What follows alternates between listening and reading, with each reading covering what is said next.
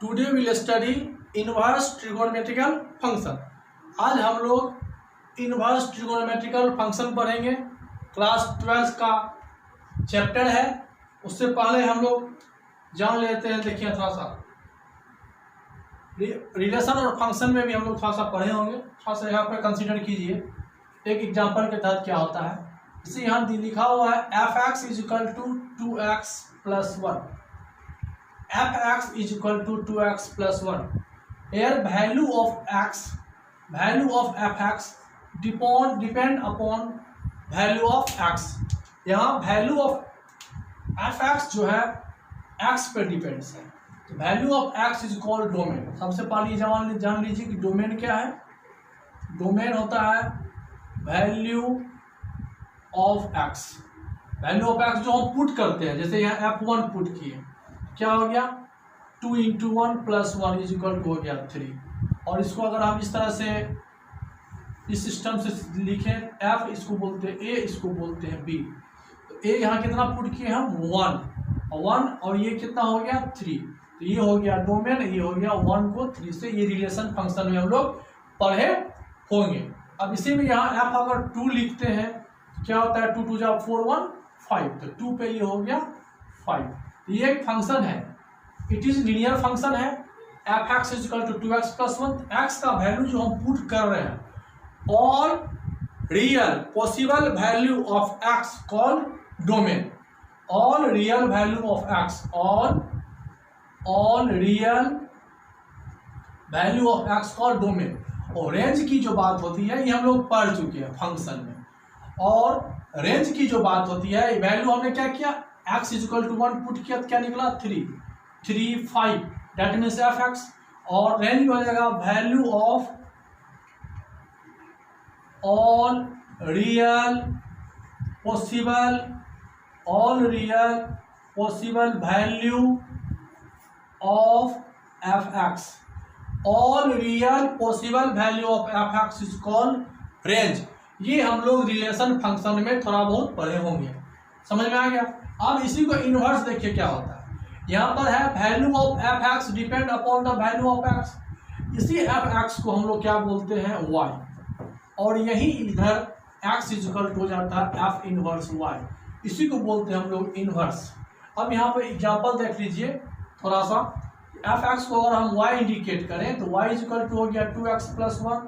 और यहीं से x हम निकालें तो y - x = क्या हो गया y - 1/2। x y हो गया यहाँ पर y = 2x + 1 लिखें, x = ये हुआ। अब यहाँ से थोड़ा सा देख लीजिए, x = क्या लिखे यहाँ पर f(−y)। तो यही हो गया inverse of function fy = y - 1/2। यहाँ y का वैल्यू हम पुट करेंगे, x फाइंड होगा। यहाँ पर जो डोमेन होगा, यहाँ जो डोमेन होगा वो हो जाएगा all real value of y। और यहाँ से x जो होगा रेंज जो हो जाएगा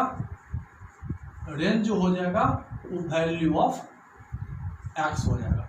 अब यहाँ देखिए इसमें और इसमें कंफ्यूजन देखिए क्या है। यहाँ तो ये सिंपल हुआ, इसी को यहाँ वैल्यू था value of f(x) in terms of x। यहाँ हो गया value of f(−y) in terms of y। तो x का y का वैल्यू डिपेंड करता है x पे, x का वैल्यू डिपेंड करेगा y पे। ये अगर ये हो गया फंक्शन तो ये इसका इनवर्स हुआ। ये फंक्शन होगा तो ये इसका इनवर्स होगा। ठीक है, इनवर्स के लिए यही चीज हो गया, ये हम लोग पढ़ चुके हैं। अब हम लोग ये पढ़ने की कोशिश करेंगे, राइट।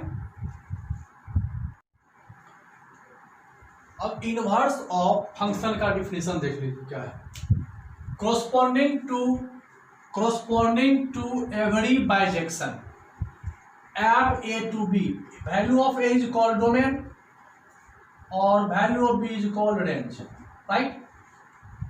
और ये फंक्शन है, कौन सा फंक्शन होना चाहिए, it is 1 1 on 2 function.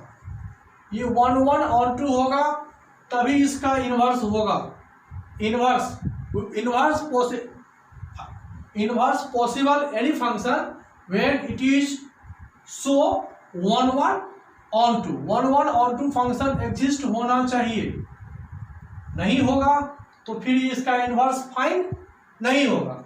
There exist another bijection, there exist another bijection GB2A, ये एक फंक्शन है, ये दूसरा फंक्शन है, वही है जो हम आपको लिखे थे यहाँ पर कि fx is equal to y, और यही हो जाएगा दूसरा फंक्शन हो गया gy is equal to x।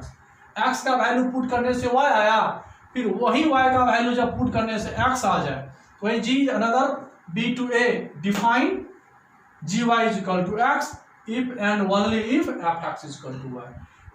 Value of x define y, value of y define x, find x, right? So we say g b to a is called inverse of fa to b.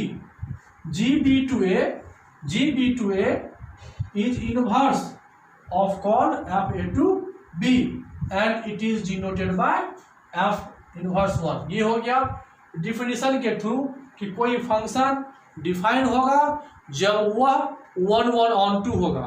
Any function is defined which is so 1 1 on 2 functions and it inverse is f inverse y to x, right? Okay.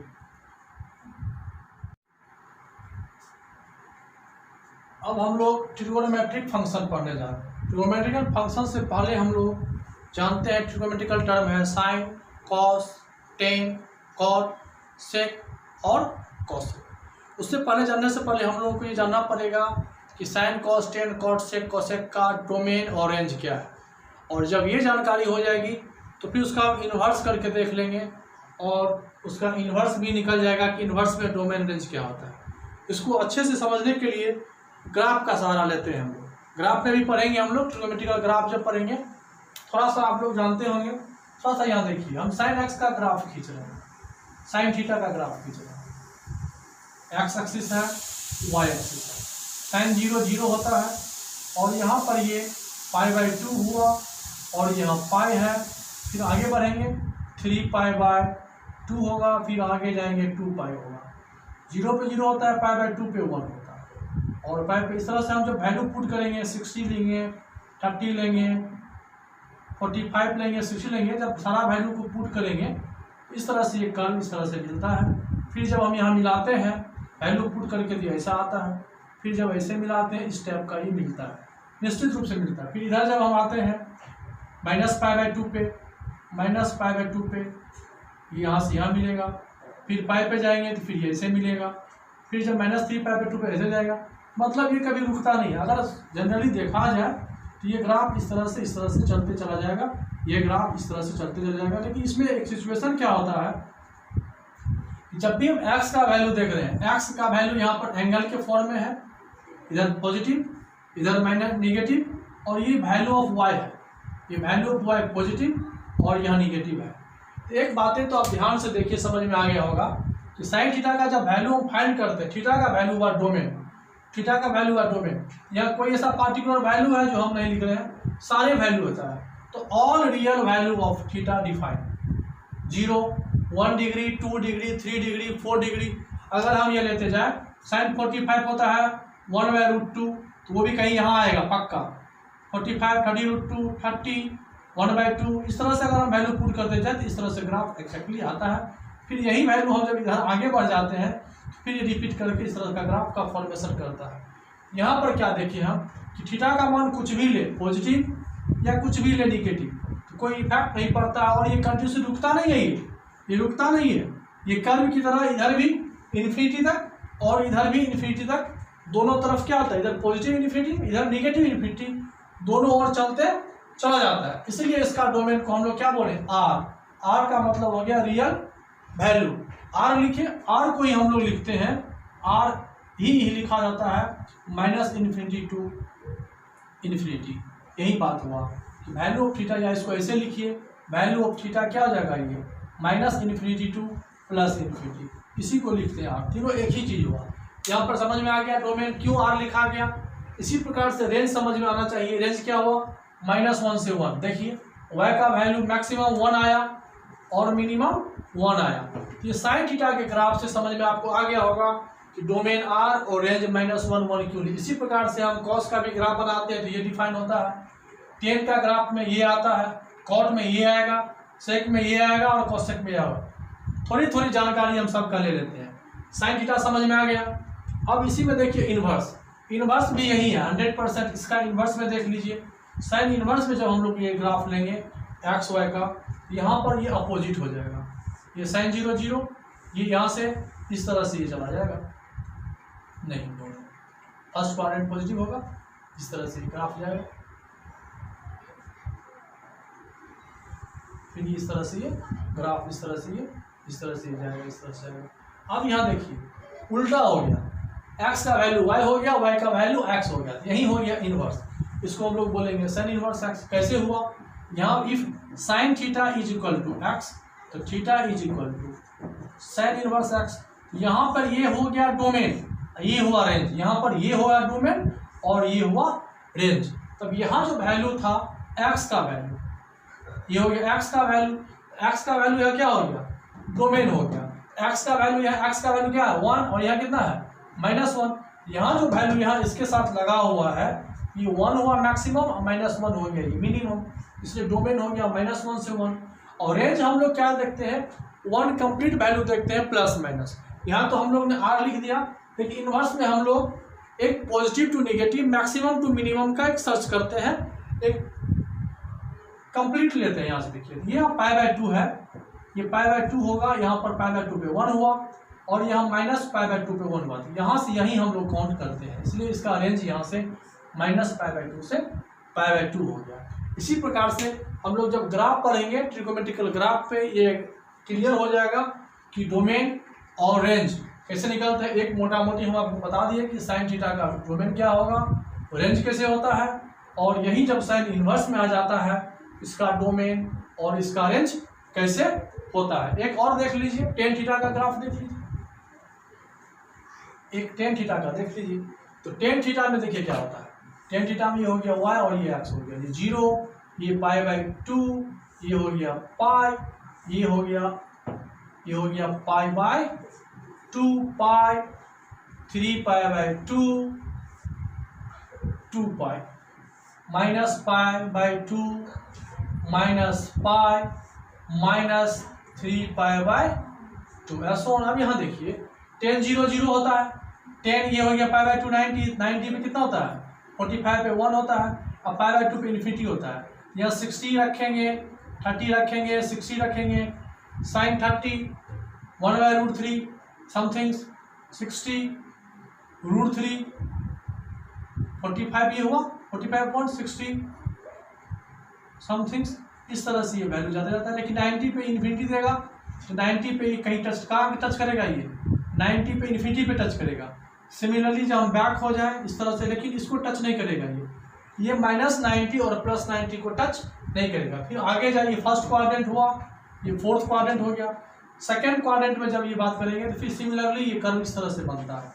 जब value put करेंगे तो similarly इस तरह से ये curve इस तरह से ये इस तरह से आता है। देखिए first quadrant, second quadrant negative, third quadrant positive, fourth quadrant negative, ऐसो इधर भी इसी प्रकार से ये इस तरह से चलते जाता है।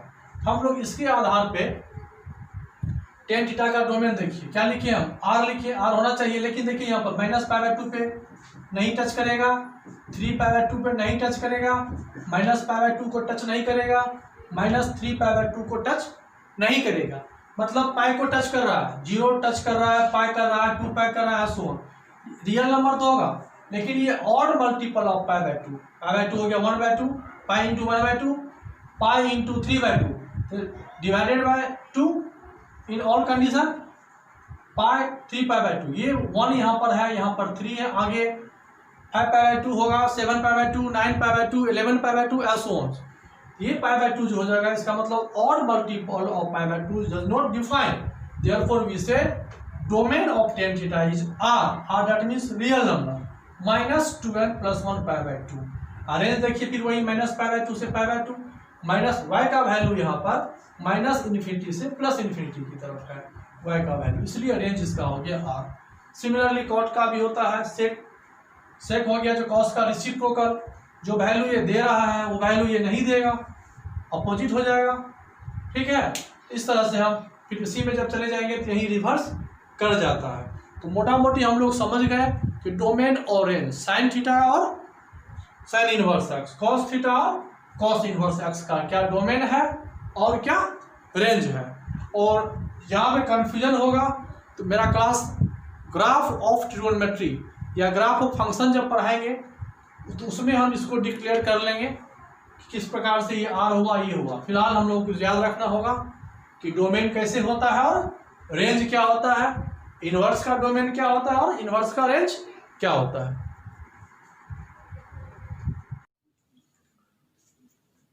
अब हम लोग सम क्वेश्चन देखते हैं। थोड़ा सा बेसिक क्वेश्चन एक दो देख लेते हैं, देखिए क्या होता है। मान लीजिए यहाँ पर F X is equal to sine X. यहां देखिए साइन क्या लिखते हैं यहाँ पर, साइन 30 डिग्री दैट मीन्स π/6 क्या होता है, साइन π/6 30 दैट मीन्स 1/2। इसी को इनवर्स में कैसे लिखा जाएगा, sine inverse 1/2 is equal to π/6। ये प्रिंसिपल वैल्यू हुआ। फिलहाल हम लोग प्रिंसिपल वैल्यू ही कंसीडर करते हैं। देखिए ये x π/6 डोमेन हुआ और ये रेंज हुआ, यहाँ पर ये डोमेन हुआ और ये रेंज हुआ। तो ये हम लोग क्लास 11th में पढ़े, साइन π/6 1/2 ये प्रिंसिपल वैल्यू है, जनरल सॉल्यूशन है नहीं। तो साइन इनवर्स 1/2 क्या हो जाएगा π/6। इसी प्रकार से हम साइन इनवर्स 1/√3/2 ले लीजिए, कितना आएगा 60 π/3। टेन इनवर्स ले ले 1 क्या हो जाएगा π/4। फिर अगर हम कॉट इनवर्स ले लें √3 तो टेन 60 √3 तो कॉट 60 1/√3 60 मीन्स π/3। फिर यहाँ पर साइन कॉस 10 कॉट कॉस में आ जाइए, कॉस 1/2 कितना डिग्री, कॉस 60 1/2 दैट मीन्स π/3। तो ये अब हम लोग पढ़ेंगे, इस तरह से पढ़ेंगे। साइन इनवर्स रहेगा तो क्या लिखेंगे, साइन इनवर्स में रहेगा तो क्या होगा, अब इसी में माइनस होगा, उसके लिए हम लोगों को कुछ प्रॉपर्टीज पढ़ना पड़ेगा। तो सिर्फ सिंपल अगर इस तरह से ये आ जाए तो क्या होगा, तो sine inverse 1/2 is equal to π/6। अब यहाँ पर हम इसी को ये लिखते थे, यहाँ पर याद कीजिए पहले हम लोग ये पढ़ते थे 10 π/4 10 π/4 1। अब हम लोग अपोजिट पढ़ेंगे कि 10 इनवर्स 1 10 इनवर्स 1 क्या होगा, 10 इनवर्स 1 क्या होगा π/4 होगा। तो अब हम लोग ये इस तरह से पढ़ेंगे। अब हम लोग कुछ प्रॉपर्टीज पढ़ने की कोशिश करते हैं।